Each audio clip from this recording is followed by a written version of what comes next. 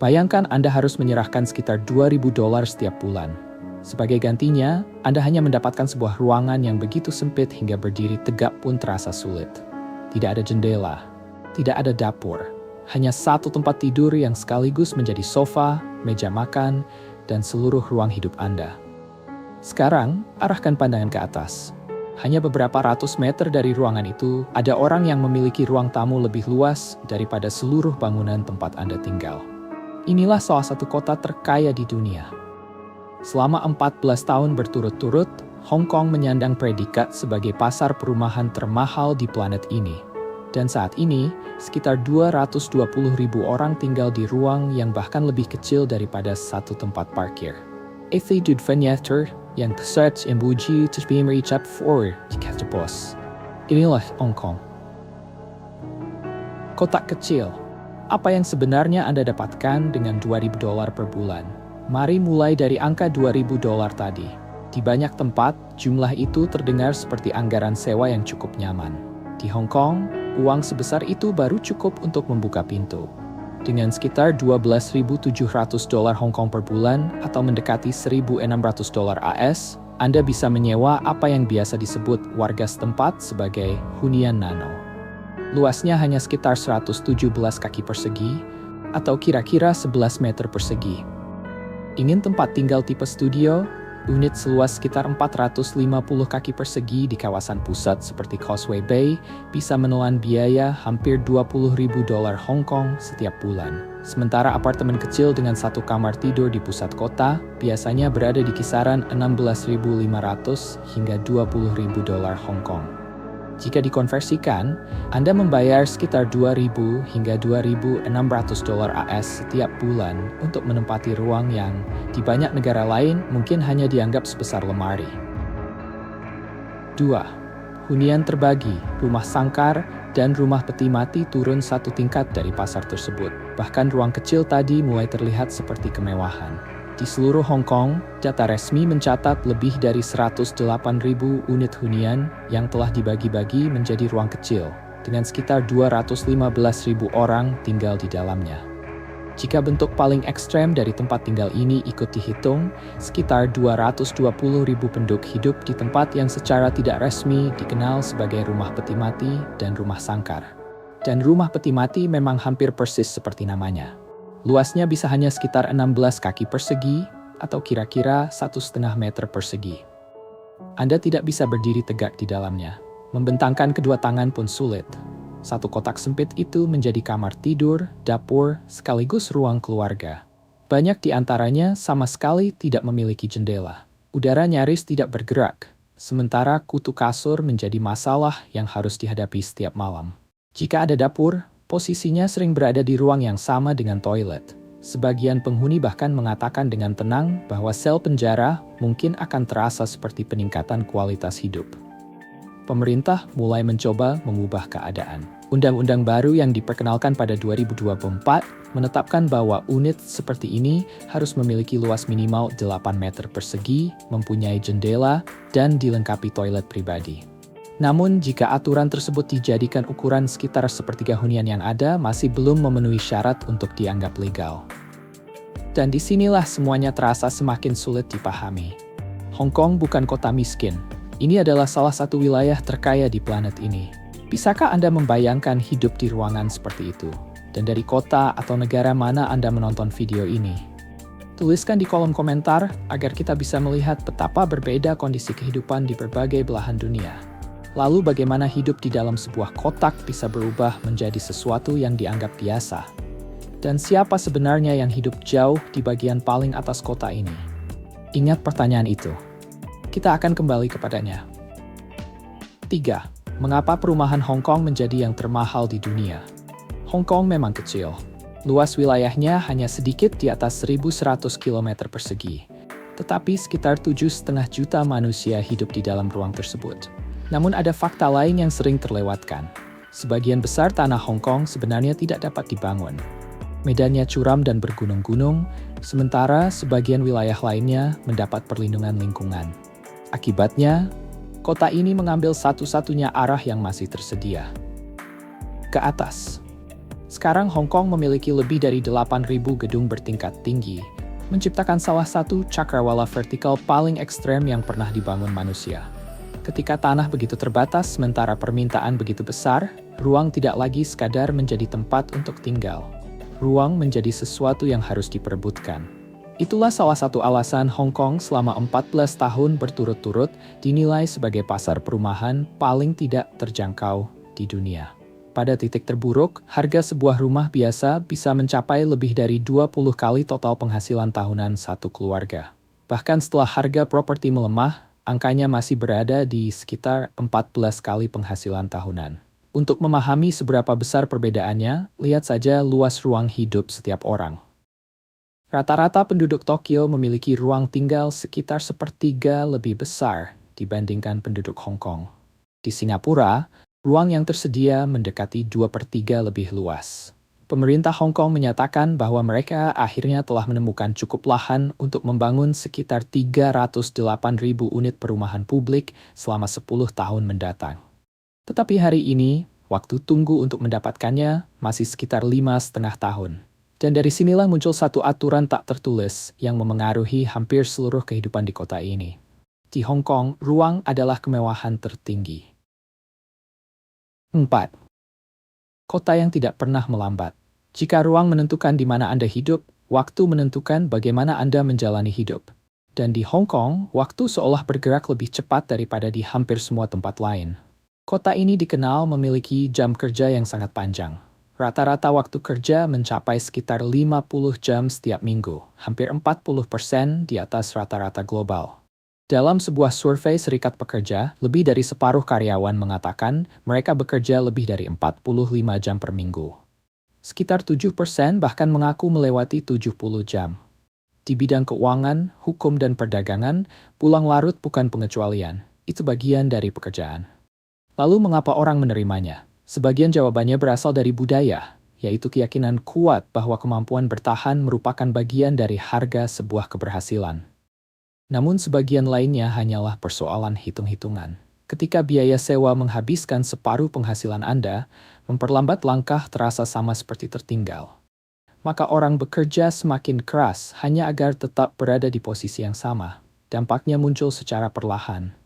Berbagai survei menunjukkan peningkatan stres dan kelelahan kerja, khususnya di kalangan generasi muda yang berusaha membangun kehidupan di kota yang seolah tidak pernah berhenti menarik napas. Di sini, keberhasilan jarang berarti kenyamanan, dan lebih jarang lagi berarti keseimbangan. Keberhasilan berarti daya tahan, kemampuan untuk terus bergerak apapun yang terjadi. Tetapi kondisi itu membawa kita kepada pertanyaan yang jauh lebih gelap. Pertanyaan yang seolah tersembunyi di fondasi seluruh kota. Apa yang terjadi pada orang-orang yang tidak mampu terus mengejar kecepatannya? Tetap bersama kami, karena dari titik reach Hong Kong mulai memperlihatkan sisi paling ekstremnya. 5. Salah satu kota paling efisien di dunia. Di balik segala tekanan tersebut, ada satu hal yang dilakukan Hong Kong dengan luar biasa baik. Memindahkan manusia. Tulang punggungnya adalah MTR, sistem kereta perkotaan yang setiap hari membawa lebih dari 5 juta penumpang. Dan tingkat ketepatan waktunya sulit dipercaya. Lebih dari 99% perjalanan berlangsung tepat waktu. Artinya, dari setiap 1.000 perjalanan kereta, kurang dari 1 yang mengalami keterlambatan. Hampir semua pembayaran juga dapat dilakukan dengan satu kartu bernilai tersimpan bernama Octopus. Sekitar 98% penduduk menggunakannya. Kartu tersebut dapat disentuhkan di lebih dari 190.000 titik, mulai dari kereta, bus, kapal feri, hingga toko di sudut jalan. Satu perjalanan MTR bisa berharga hanya 5 atau 6 dolar Hong Kong, kurang dari 1 dolar AS. Untuk perjalanan panjang yang melintasi bawah pelabuhan, tarifnya mungkin naik hingga sekitar 20 dolar Hong Kong. Lalu ada cara-cara transportasi yang jauh lebih tua. Dan menaikinya terasa seperti kembali ke masa lalu. Ada tram bertingkat 2 yang dijuluki Ding Ding, yang telah berguncang menyusuri jalan-jalan Hong Kong selama lebih dari 1 abad. Ada Star Ferry, yang menyeberangi pelabuhan dalam waktu sekitar 5 menit, dengan tarif hanya 2,5 hingga 3,5 dolar Hong Kong, jauh di bawah 50 sen dolar AS, untuk salah satu perjalanan harian dengan pemandangan terindah di dunia. Di lereng kota juga terdapat sistem eskalator Central Mid-Levels. Sistem eskalator luar ruang beratap terpanjang di dunia dengan panjang lebih dari 800 meter. Di banyak kota, transportasi hanya mendukung kehidupan. De Hong Kong Centigrade Stay. 6. Makanan Michelin murah, dimsum, dan kedai teh lokal kota yang bergerak secepat ini membutuhkan energi. Dan dalam urusan makanan, Hong Kong mampu menawarkan sesuatu yang luar biasa pada hampir semua tingkat harga, kapanpun sepanjang hari. Kita mulai dari kelas tertinggi, yang anehnya juga bisa ditemukan dengan harga sangat rendah. Hong Kong adalah rumah bagi tempat yang sering disebut sebagai salah satu restoran berbintang Michelin termurah di dunia. Tim Ho Wan, roti panggang isi daging babi barbeque yang terkenal dijual sekitar $32 Hong Kong untuk 3 buah, kira-kira $4 AS. Satu kali makan lengkap bisa menghabiskan sekitar 80 hingga $120 Hong Kong, atau sekitar 10 hingga $16 AS untuk makanan yang pernah memperoleh bintang Michelin. Lalu ada Cha Cha Anteng, kedai teh lokal yang mulai berkembang pada dekade 1950-an. Disinilah budaya Timur dan Barat benar-benar bertemu di atas piring. Ada teh susu lembut yang disaring menggunakan kain yang oleh warga dijuluki kaos kaki. Ada roti nanas hangat dengan potongan mentega tebal. Ada pula tart telur dengan lapisan yang rapuh. Makanan yang mengenyangkan bisa didapatkan dengan sekitar $60 Hong Kong, kurang dari $8 AS. Warga di sini tidak selalu berhenti untuk makan dalam waktu panjang. Makanan tersebar sepanjang hari, sarapan cepat, dimsum saat makan siang, mie tengah malam, dan camilan dari warung terbuka yang dikenal sebagai Dai Pai Dong.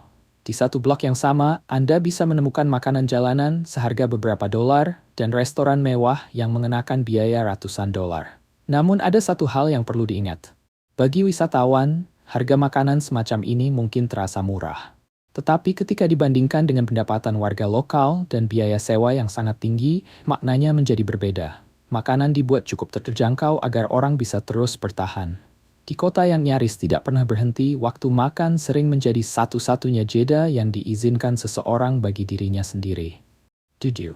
Ketertiban di atas kebebasan. Masukkan jutaan manusia ke ruang yang sangat sempit dan sesuatu yang menarik mulai terjadi. Ketertiban tidak lagi sekadar aturan, ia berubah menjadi kebiasaan. Orang berbaris tanpa perlu diperintah. Di eskalator, mereka berdiri di satu sisi agar orang lain dapat berjalan melewati sisi lainnya. Semua orang seolah mengikuti irama yang tidak pernah benar-benar terlihat. Dan kota mendukung keteraturan itu dengan konsekuensi yang cukup keras. Memberi makan merpati liar di ruang publik, misalnya, dapat membuat seseorang langsung didenda $5.000 Hong Kong.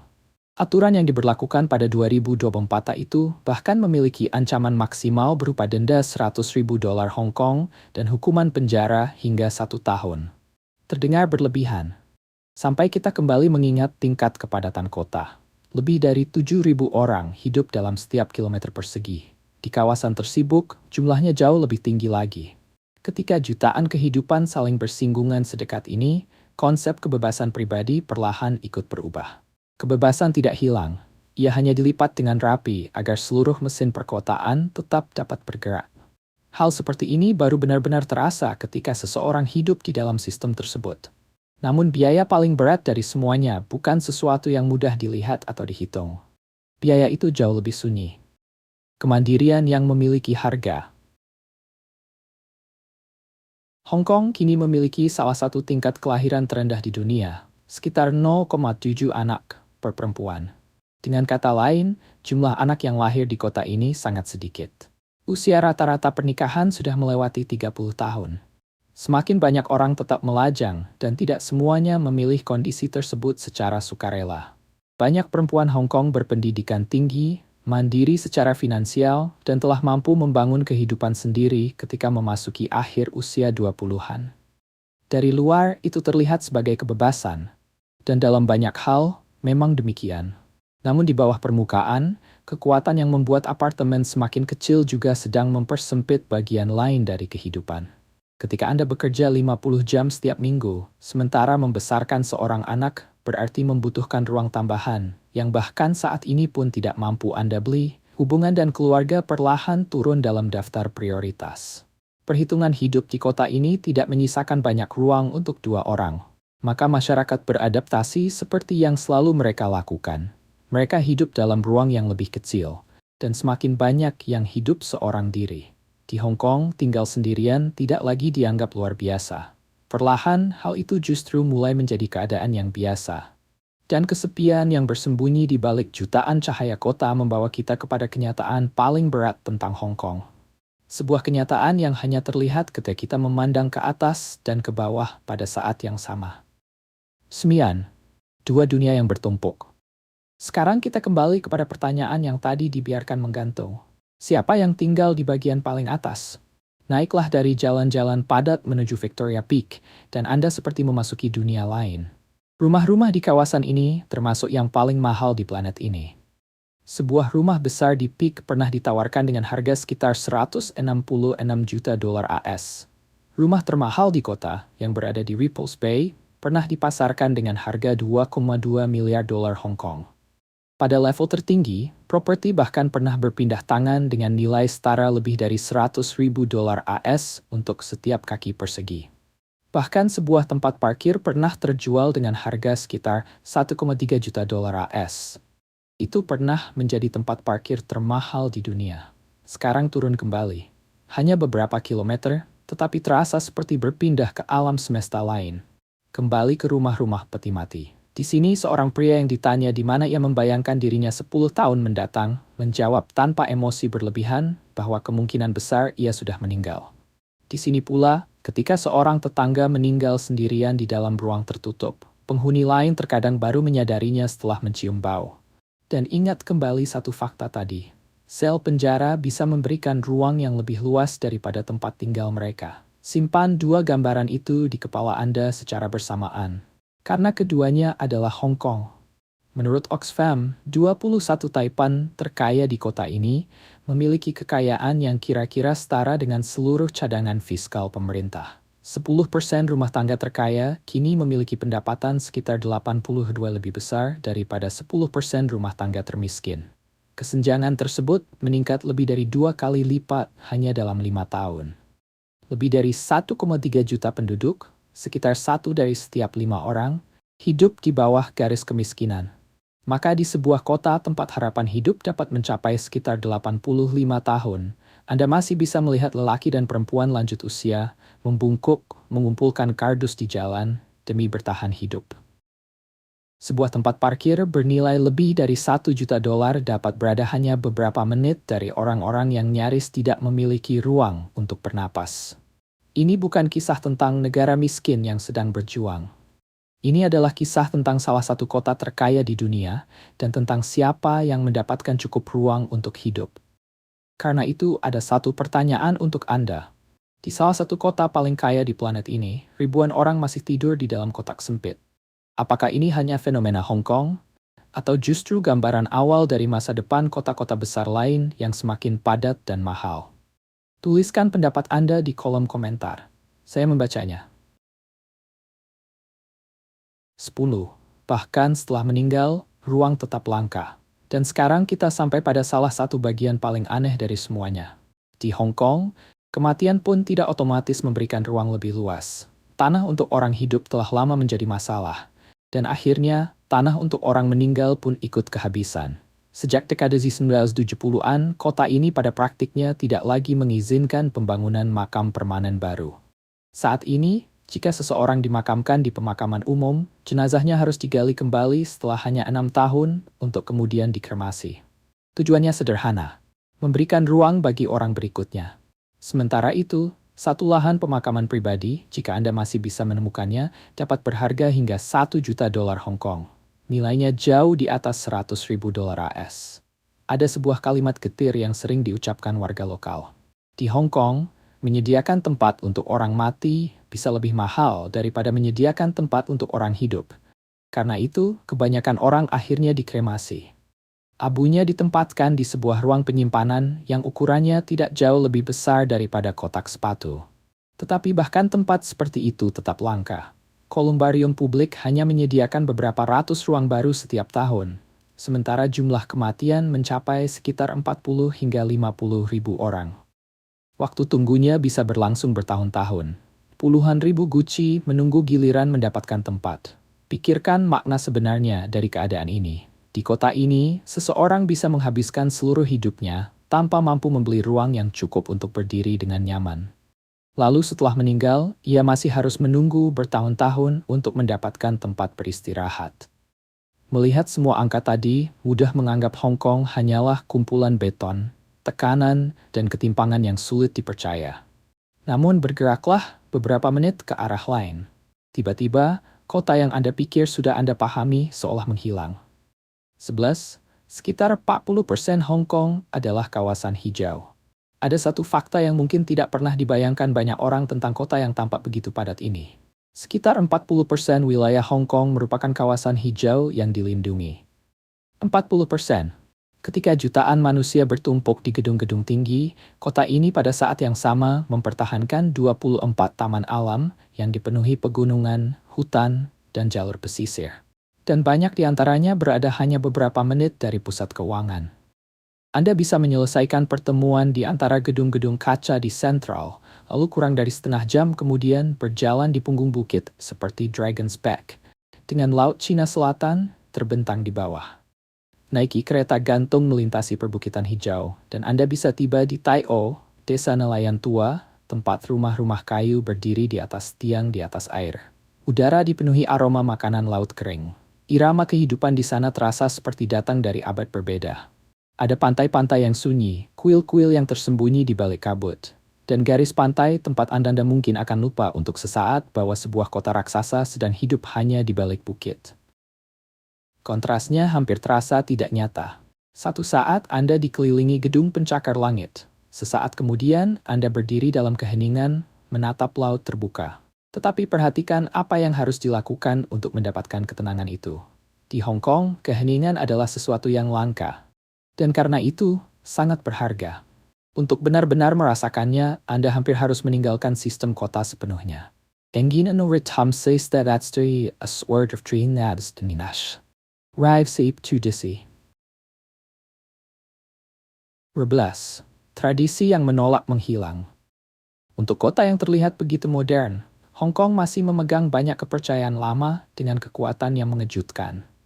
Ambil contoh Festival Roti Cheung Chau yang berlangsung setiap tahun di sebuah pulau kecil. Menara yang dipenuhi ribuan roti menjulang tinggi. Versi modernnya dibangun menggunakan rangka baja dengan tinggi sekitar 14 meter. Sementara menara yang lebih tua pernah mencapai hampir 18 meter.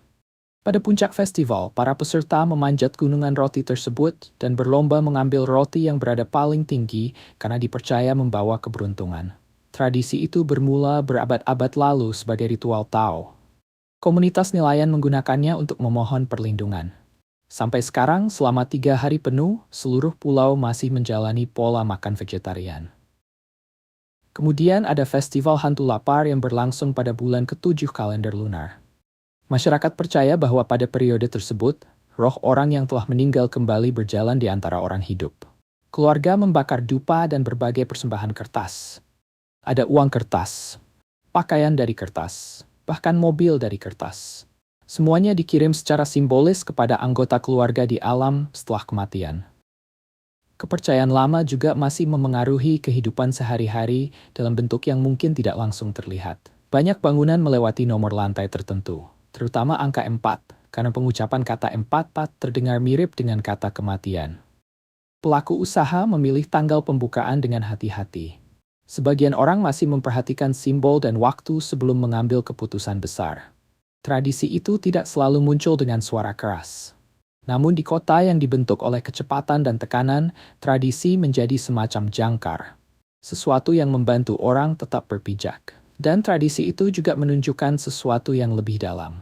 Sebuah identitas yang tidak benar-benar cocok dimasukkan ke dalam satu kategori sederhana. 12. Kebudayaan di antara dua dunia. Hong Kong memang selalu hidup di antara dua dunia. Wilayah ini menggunakan mata uangnya sendiri, memiliki sistem hukumnya sendiri, dan mempertahankan cara hidup yang khas. Mayoritas masyarakat menggunakan bahasa Kanton, sementara kebudayaannya tumbuh sebagai perpaduan nyata antara Timur dan Barat yang terbentuk selama beberapa generasi. Perpaduan itu terlihat langsung di jalan. Bangunan tua dari zaman kolonial berdiri hanya beberapa langkah dari menara kaca. Salah satu contohnya adalah Tai Kwun. Dahulu tempat itu merupakan kantor polisi dan penjara. Kini bangunan tersebut hidup kembali sebagai pusat seni. Fasad tepi laut dari abad ke-19 berdiri berdampingan dengan pusat perbelanjaan futuristis. Kemudian ada lampu neon. Selama puluhan tahun, jalan-jalan Hong Kong dipenuhi cahaya papan neon buatan tangan. Pemandangan itu kemudian menginspirasi berbagai film fiksi ilmiah. Kini banyak papan tersebut telah diturunkan. Namun sebagian berhasil diselamatkan dan dipindahkan ke Museum M+, dipertahankan sebagaimana layaknya sebuah karya seni. Di tengah semua perubahan itu, identitas lokal tetap kuat. Tanyakan kepada banyak orang di sini siapa diri mereka, dan sejumlah besar dari mereka akan menjawab dengan sederhana bahwa mereka adalah orang Hong Kong. Kota ini menghabiskan seluruh sejarahnya dengan menjadi dua hal sekaligus. Dan entah bagaimana, kondisi tersebut justru melahirkan karakter yang sepenuhnya miliknya sendiri. Jadi jika Anda hanya memiliki beberapa hari untuk merasakan semua sisi kota ini, kekacauan dan ketenangan, Numei-tengah ruang misah sudah pamit. 15. Beberapa hari menjelajahi Hong Kong yang sebenarnya mulailah dari tempat tinggi. Naiki Peak Tram menuju Victoria Peak. Dari sana, seluruh kota vertikal seolah terbentang di bawah kaki Anda. Waktu terbaik adalah menjelang senja, ketika gedung-gedung mulai menyala satu demi satu. Kemudian seberangi pelabuhan menggunakan Star Ferry. Perjalanannya hanya sekitar 5 menit. Biayanya nyaris tidak terasa. Namun pemandangannya tetap seperti salah satu kursi terbaik untuk menyaksikan kota. Luangkan satu hari untuk Lantau Island. Di sana, kereta gantung membawa Anda melintasi perbukitan menuju patung raksasa Tiantan Buddha yang berdiri tenang di ketinggian. Tiket pulang pergi kereta gantung untuk orang dewasa berada di sekitar $295 Hong Kong. Ketika malam tiba, karakter kota berubah. Berjalanlah di Temple Street Night Market. Cahaya neon menyala di antara kerumunan, sementara aroma makanan yang sedang dimasak memenuhi udara. Selama bertahun-tahun, pelabuhan Hong Kong juga menjadi panggung bagi pertunjukan cahaya dan suara yang begitu besar hingga pernah memperoleh rekor dunia Guinness. Jika Anda berkunjung, periksa terlebih dahulu apakah pertunjukan tersebut masih berlangsung, karena kota ini telah melakukan perubahan terhadapnya. Setelah itu, lihat kehidupan malam Hong Kong. Len Kwai Fong dan Causeway Bay tetap ramai hingga larut. Sementara Tsim Sha Tsui memiliki energi begitu kuat hingga sebagian warga menyebutnya sebagai Shibuya-nya Hong Kong. Beberapa hal praktis juga akan membuat perjalanan jauh lebih mudah. Dapatkan kartu Octopus segera setelah Anda tiba, karena kartu itu dapat digunakan hampir di mana-mana. Ingat pula bahwa wilayah Hong Kong relatif kecil, sehingga sebagian besar tempat biasanya dapat dicapai dalam waktu kurang dari 1 jam. Dan sebisa mungkin, hindari MTR pada jam sibuk. Kecuali jika Anda memang ingin memahami arti sebenarnya dari kata padat. Hanya dalam beberapa hari, Hong Kong dapat memperlihatkan kekayaan, sejarah, keindahan, dan tekanan ruang yang luar biasa. Dan seringkali semuanya hadir di jalan yang sama. 15. Kota yang menguji daya tahan. Setelah melihat semuanya, dari gedung pencakar langit dan kuil, roti berbintang Michelin hingga rumah peti mati, satu pertanyaan biasanya tetap tertinggal. Bisakah Anda benar-benar hidup di sini? Hong Kong menuntut banyak hal dari orang-orang yang tinggal di dalamnya. Di satu sisi, kota ini menawarkan peluang yang sulit ditandingi. Karier dapat berkembang cepat. Kota ini menghubungkan Anda secara langsung dengan jaringan dunia. Namun sebagai gantinya, Hong Kong meminta daya tahan. Ada ungkapan lokal yang kurang lebih menggambarkan kondisi itu.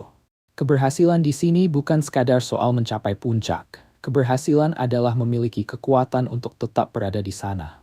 Dan meskipun demikian, banyak orang memilih bertahan. Mereka tinggal di beberapa ruang hunian terkecil di dunia maju. Mereka menjalani jam kerja yang termasuk paling panjang di planet ini. Namun, mereka tetap menyebut Hong Kong sebagai rumah dengan kebanggaan yang sangat kuat. Dengarkan cerita mereka, dan Anda akan mendengar berbagai sisi kehidupan kota. Ada orang yang mengatakan bahwa tahun-tahun mereka di Hong Kong merupakan masa terbaik dalam hidup. Seorang ekspatriat yang telah tinggal di sini selama 36 tahun mengatakan bahwa hidup terasa sederhana dan indah, meskipun Hong Kong selalu mahal. Lalu ada seorang pengunjung dari Jerman yang mengakui bahwa ia menikmati setiap menit di kota ini. tetapi tidak akan pernah sanggup hidup terus-menerus di bawah tekanannya. Mungkin disitulah pelajaran terbesar Hong Kong berada. Ketika tanah semakin sulit ditemukan dan kota-kota di seluruh dunia menjadi semakin padat serta mahal, Hong Kong bukan sekadar kisah aneh dari tempat yang jauh.